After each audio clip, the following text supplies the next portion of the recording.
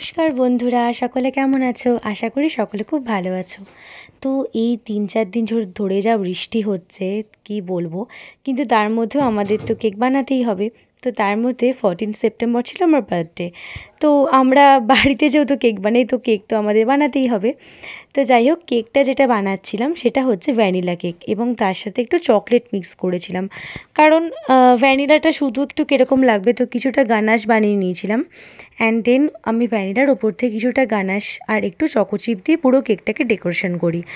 দিয়ে বাইরের লুকটাকে কোনো লাল, নীল, হলুদ, সবুজ কোনো কালার না করে ভাবলাম একটু অন্যরকম কিছু, একটু এলিগেন্ট লুক দেওয়া যাক। তো সেই কারণে একটা হালকা সোভার কালার করেছি, সেটাও বলে দিচ্ছি।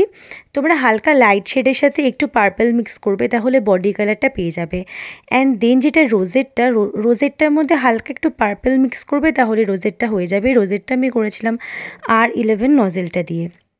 তো দেখো, রোজেটটা করে নেওয়ার পরে কেকটা দেখতে কতটা সুন্দর লাগছে। সাথে ছিল একটা মতো ফ্রুট কেক আর একটা সানফ্লাওয়ার কেক। তো কেকটা ফাইনাল ডেকোরেশন এটা। কীরকম লাগছে আমাকে অবশ্যই জানিও। ভালো লাগলে আমার চ্যানেলটিকে লাইক, কমেন্ট অ্যান্ড সাবস্ক্রাইব করতে একদম